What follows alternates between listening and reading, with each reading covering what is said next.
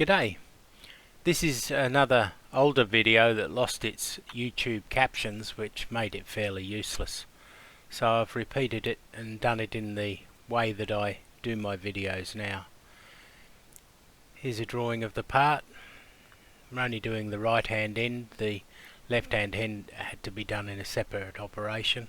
This software has the ability to print out the program, and you can see it lists at the top there the material and its size, the tools that are used, and the code for the actual NC program. It's very handy when I've got to add captions or narration to a video. Here's the simulation, just a turning tool facing off, cleaning up the OD to 20. Now the drill that I use is not a drill, it's a slot drill. You've got to imagine it's got a flat end on it. So that chamfer would actually happen. It doesn't look like it there, but if it was a flat end it would certainly happen.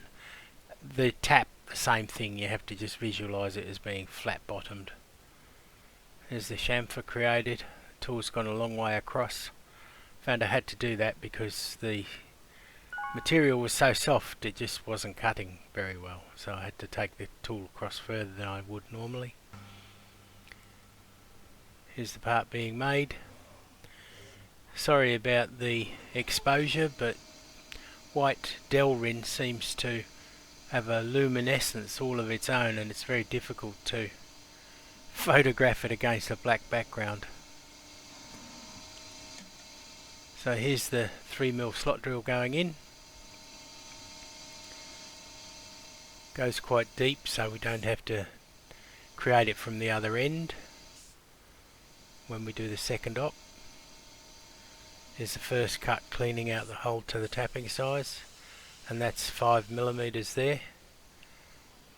Lathe slows down, tap goes in, out, and we're just about done.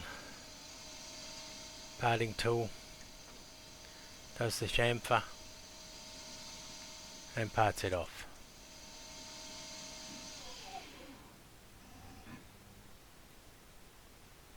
I'm sorry there's no sample to show you a photograph of, but this is the mating part. I will leave you a end card that you can click on to that video, so if you want to see how I got round making that 7mm long by just under a millimetre bit, you can see it there. Thank you for watching.